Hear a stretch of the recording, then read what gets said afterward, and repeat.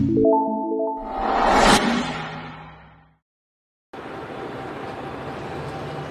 this is Vandana Kumari. I'm making this short video on the preparation of interview. First of all, congratulations to all the qualified candidates, well-deserving candidates. ये आपका last stage है जिसको आप अच्छे से go through करके अपना dream achieve कर सकते हैं। So let's start. इसको मैं 2 पोर्शंस में डिवाइड करके बताऊंगी। एक तो इंटरव्यू से पहले जो अभी आपके पास टाइम है, जो भी आपका इंटरव्यू डेट है उससे पहले आप क्या करेंगे, और दी डे के लिए कुछ इम्पॉर्टेंट पॉइंट्स मैं बताऊंगी। तो अभी जो आप लोग तैयारी कर भी रहे होंगे, अपने उसको 4 पोर्शंस में ज़रूर डिवाइड कीजिए। आपका ग्रेजुएशन, आपका अगर आपने पीजी वगैरह कुछ किया हो उसके बाद तो वो, और अगर आप किसी जॉब में हैं तो उसके बारे में, वो भी बहुत इम्पॉर्टेंट है, और फिर अपना ऑप्शनल सब्जेक्ट। ठीक है। ग्रेजुएशन जो होता है उसको कई बार लेकर के बहुत सारे क्वेश्चंस पूछे जाते हैं, क्योंकि ग्रेजुएशन जो है बहुत ही इम्पॉर्टेंट फेज़ माना जाता है हमारा। आगे तक के लिए लोग उसके बहुत सारे लेसन्स याद रखते हैं। तो उसको एक बार आप बहुत सारे फैक्ट्स याद नहीं कर सकते हैं, तो कुछ बेसिक चीज़ें आप कहीं से पूछ सकते हैं। प्रीवियस इंटरव्यू जिन्होंने दिया हो उनसे बात करके कंसल्ट कर सकते हैं। सपोज जूलॉजी है, बॉटनी है, तो उस पर क्या क्वेश्चंस, बेसिक फैक्ट्स वाले क्वेश्चंस क्या पूछे जाते हैं, और उसको आप करंट से रिलेट करके क्या मतलब क्वेश्चंस क्रिएट कर सकते हैं, उसकी प्रैक्टिस कीजिए। कई बार आपने जो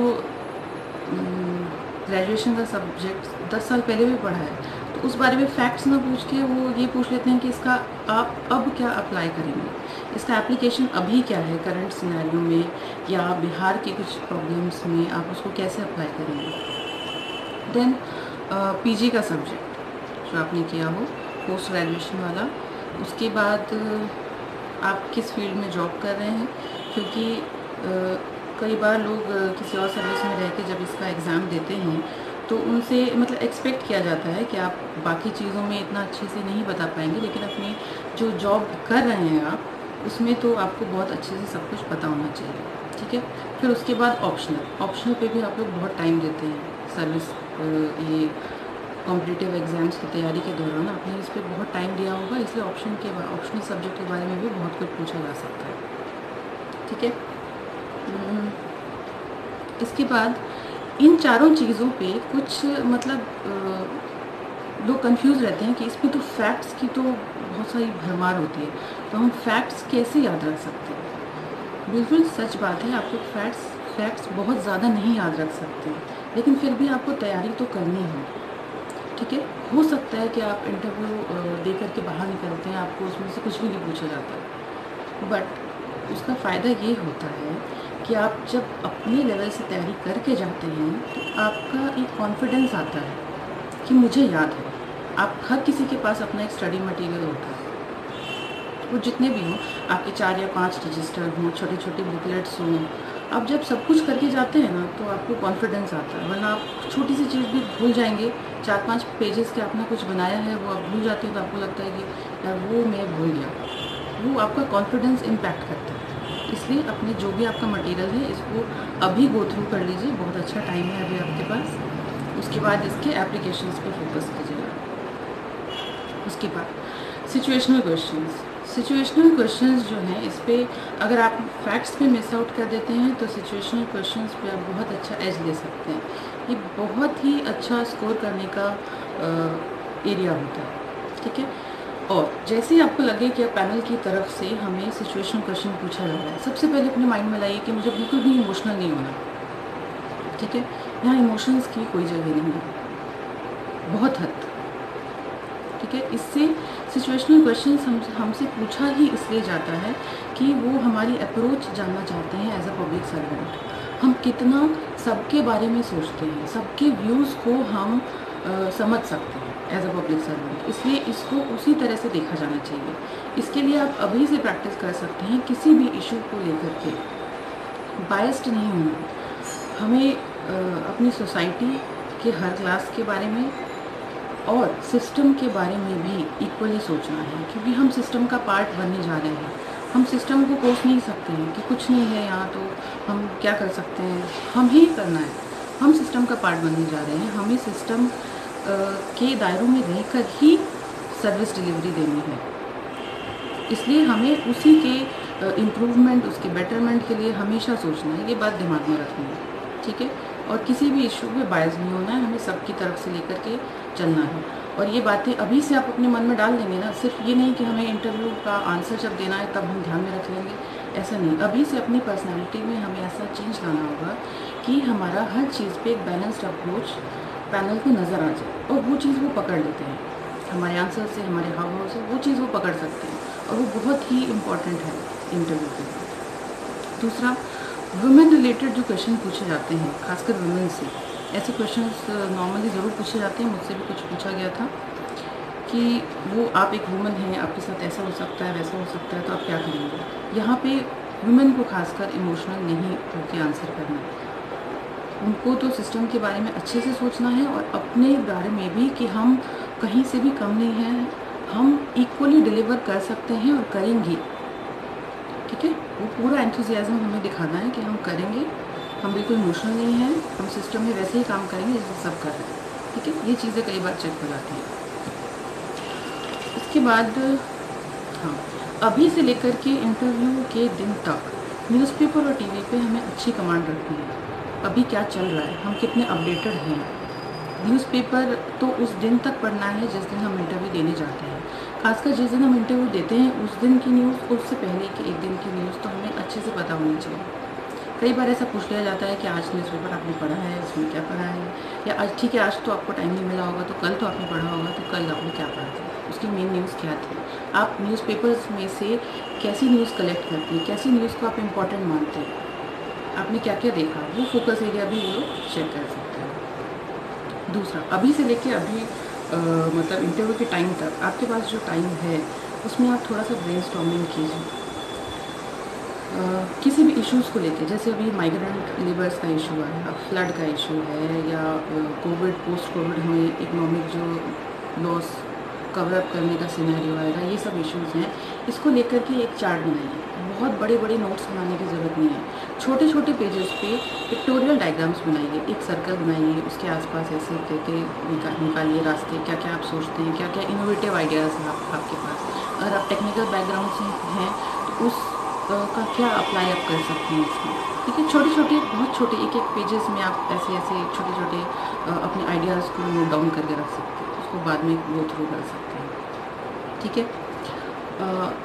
इनोवेटिव आइडियाज़ हो सकता है आपको पूछे जाएँ, जिसके लिए आपको तैयार रहना है, ठीक है। कई बार बहुत ज़्यादा रियलिस्टिक नहीं होते हैं इनोवेटिव आइडियाज़, लेकिन आप फ्रेश टैलेंट है, आपके पास आइडियाज़ होने चाहिए हर सिचुएशन को लेकर, ठीक है।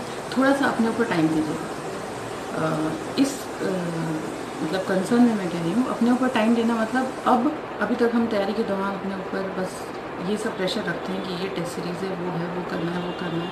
अब थोड़ा टाइम लेके सोचिए कि मुझे क्या पसंद है। नो अबाउट योरसेल्फ, आपका पैशन क्या है, आपको क्या चीज़ इंस्पायर करती है, ये चीज़ें वो पूछ लेते हैं। क्या चीज़ है जो आपको मतलब पावर देती है, इंस्पायर करती है, कोई आपका पैशन है, तो इसकी तैयारी आप कर लीजिए। हॉबी आपको नहीं समझ में आता है तो हॉबी या तो अपनी ढूंढिए, या ऐसी कोई हॉबी है जो आपने परस्यू नहीं की है इस पढ़ाई के दौरान में, तो वो भी आप सोच करके उसके ऊपर थोड़ा क्वेश्चनर तैयार करके जा सकते हैं, ठीक है। बहुत ज़्यादा फेक नहीं होना है, लेकिन तैयारी करनी है। पैशन के बारे में, इंस्पिरेशन के बारे में मुझसे भी क्वेश्चन पूछा गया था, हॉबी मुझसे नहीं पूछी गई थी, ठीक है। फिर पोस्ट प्रेफरेंस पे अपनी तैयारी कर लीजिए, क्योंकि ये आपको उस दिन इंटरव्यू के दौरान देना होता है पोस्ट प्रेफरेंस, और हर पोस्ट के बारे में पॉजिटिव नेगेटिव हर चीज़ की आप सबसे पूछ लीजिए, पुराने सेलेक्टेड कैंडिडेट से, जो ज़्यादा टाइम हो गया है जिन लोगों को सर्विस में, उनका पता करके उनसे बात कीजिए। हर सर्विस की कुछ पॉजिटिव नेगेटिव्स होते हैं। At the end it is all about job satisfaction, और पर्सन टू पर्सन क्या सूट करता है ये डिपेंड करता है। वरना सर्विसेज जो हैं बीपीएससी की बहुत ही अच्छी सर्विसेज है, हर कोई कौन सी सर्विस किसको सूट करती है ये हमें ध्यान रखना है, पता कर लेना है कौन सी किस लेवल की जॉब है, कौन सी ज़्यादा पब्लिक डीलिंग वाली जॉब है, हेडक्वार्टर वाली जॉब है, हमारी इंटरेस्ट क्या है, ऐसे ऐसे करके उसका एक रेफरेंस का चार्ट हमें पहले से बना लेना है, सब पता कर लेना है। और उस पर तैयारी भी कर लेनी है कि अगर हम कोई पोस्ट ऊपर रख रहे हैं तो उसको क्यों रख रहे हैं, क्यों नहीं रख रहे हैं। उनको हर पोस्ट के लिए, हर वैकेंसी के लिए कैंडिडेट चाहिए, इसलिए इसके लिए मत डरिए कि हम ये ऊपर रख देंगे तो क्या सोचेंगे। उसको आपको स्टैंड अच्छे से लेना है कि ये सर्विस हमने ऊपर रखी है तो इसे हम क्यों रख रहे हैं, और उसके लिए अच्छे से स्टैंड लीजिए कि मेरी ये चॉइस है और मुझे ये चाहिए, क्यों चाहिए उसके लिए भी तैयार है।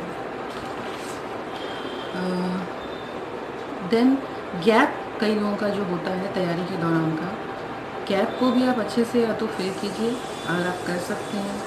कि कुछ लोग बोलते हैं हम ट्यूशन्स पढ़ाते हैं, ये करते हैं वो करते हैं, आप उसको कॉन्फिडेंस से कैरी कर सकते हैं तो ठीक है, नहीं तो आप जो करते हैं, जो किया आपने उसको अच्छे से आप प्रेजेंट करने के लिए तैयार रहिए कि मैंने ये किया, मैंने तैयारी की, मैंने ऐसे ऐसे किया, जो भी किया। ये पर्सन टू पर्सन वेरी करता है, किसी के सिखाने से आप नहीं सीख पाएंगे। आप सजेशन ले सकते हैं, अगर आप कॉन्फिडेंस से बोल सकते हैं कि मैंने ये किया तो आप उसको कैरी कीजिएगा, वरना आप देख लीजिएगा। फिर ये वुमेन के लिए स्पेशली है कि आप अपने अपीयरेंस पे भी थोड़ा काम कीजिएगा कि आपको साड़ी पहनना है, सूट पहनना है, ऐसा कुछ नहीं है। मैरिड वुमेन, अनमैरिड वुमेन दोनों साड़ी सूट सब कुछ पहन सकती हैं। साड़ी थोड़ा प्रेफरेबली अच्छा कहा जाता है, फॉर्मल लुक देता है ज़्यादा, लेकिन आपको ज़्यादा प्रॉब्लम है, ज़्यादा आप साड़ी के लिए बहुत सारी प्रिपरेशन करनी पड़ती है, नहीं कर पाएंगे तो सूट भी कैरी कर लीजिएगा, ठीक है। लेकिन जब आप सूट कैरी कीजिएगा तो फिर वो मन में कन्फ्यूजन मत रखिएगा कि मैंने सूट पहना हुआ है, पता नहीं मेरा सिलेक्शन इसी बात से कहीं वो ना हो। सबका सिलेक्शन होता है, साड़ी वालों का भी, सूट वालों का। साड़ी आप पहन रहे हैं, अच्छे से सैंडल वैंडल उसके हिसाब से दीजिएगा, थोड़ी हील वाली। Always set your standards and heel high. Then watch के लिए कहा जाता है कि बेल्ट वाली वॉच अच्छी रहती है, चेन वाली वॉच फॉर्मल लुक नहीं देती है, तो you can look into that. एक हाथ में वॉच, एक हाथ में आप एक प्लेन बैंगल रख सकते हैं, एक प्लेन छोटी सी बिंदी लगा सकते हैं, कोई भी लगा सकते हैं, मैरिड अनमैरिड का कोई चक्कर नहीं है उसमें। और ब्लाउज़ वगैरह या सूट है इस तरह का कॉलर नेक आप रख सकते हैं, अच्छा है। नहीं भी रखते हैं तो भी ठीक है, क्वार्टर स्लीव का आप सूट या ब्लाउज़ रखिए, वो अच्छा फॉर्मल लुक देता है। प्लेन कॉटन साड़ी, प्लेन मतलब फॉर्मल कॉटन साड़ी अच्छी रहेगी, आप बॉर्डर वाली। बहुत ज़्यादा डल कलर लेने की ज़रूरत नहीं है, ऐसा नहीं कि डल कलर रहेगा तो बहुत फॉर्मल लगेगा, थोड़ा सा ब्राइट भी लगना चाहिए। You should look fresh, enthusiastic, इसके लिए आप थोड़ा ब्राइट कलर चूज़ कीजिए, ठीक है।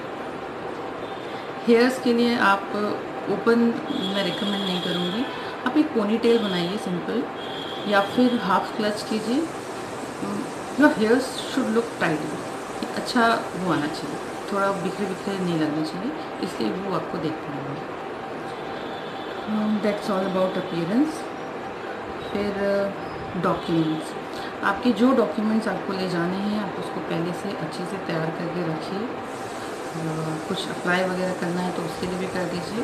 डॉक्यूमेंट्स आपके पास प्रॉपर रहने चाहिए। एक एडवाइस अपनी तरफ से कि अपने डॉक्यूमेंट्स को आप स्कैन फॉर्मेट में अपने फ़ोन में ज़रूर रखिए, ठीक है। मेरे साथ ऐसा हुआ था कि मैं अपना एक बहुत इम्पॉर्टेंट डॉक्यूमेंट, ग्रेजुएशन की डिग्री, मैं अपने हस्बैंड के लेके चली गई थी, क्योंकि वो सिमिलर से दिखती है DU की डिग्री, तो उसके लिए मुझे फिर परमिशन लेना पड़ा कि मेरे फ़ोन में है स्टैंड, आप देख लीजिए, आप उसको स्कैन प्रिंट आउट ले लीजिए एक्सेट्रा। बट उसमें ये होता है कि वो लोग मान जाते हैं, लेकिन थोड़ा सा अपने ऊपर प्रेशर आ जाता है, थोड़ी देर के लिए आप डिस्टर्ब हो जाते हैं। इसलिए ये सारी चीज़ें पहले से बहुत अच्छे से करके रखिए। आपके भी भाई बहन घर में होंगे, सेम टाइप की डिग्रीज, 10th 12th के सर्टिफिकेट्स कई बार होते हैं, अच्छे से नाम पढ़ के अपना सर्टिफिकेट बिल्कुल अच्छे से बैग बना के उसको पहले से रख लीजिए। अपने घर वालों को भी क्रॉस चेक करवाइए उसको, क्योंकि हम लोगों का दिमाग उस वक्त इंटरव्यू के टाइम पे बहुत पजल्ड हो जाता है कई बार, तो उसको क्रॉस चेक करवा के रखिए डॉक्यूमेंट्स आप अपने। फिर इंटरव्यू वाले दिन, आई थिंक इंटरव्यू से पहले वाली सब चीज़ें हो गई हैं। इंटरव्यू से पहले एक चीज़ और कि आप अपने आसपास आपके फ्रेंड्स होंगे, आपके रिलेटिव्स होंगे, आप एक ऑरा बनाइए अपने पास पॉजिटिव लोगों का, जो आपको प्रमोट करें, आपको अच्छी अच्छी एडवाइस दें, आपको बूस्टअप करें हर तरीके से। वो कुछ भी इधर उधर की बात भी करें तो उसमें एक पॉजिटिव वाइब्स हों, ठीक है। थोड़े दिनों के लिए नेगेटिव लोगों से तो दूरी बना के रखिए। हर एज ग्रुप के लोगों से आप उनके ओपिनियन लीजिए किसी भी इशू पर, ठीक है। उससे क्या होता है, हम सबकी तरफ से सबके व्यूज़ ले पाते हैं, सबकी तरह से सबके जैसा सोच पाते हैं, जो कि ज़रूरी होता है।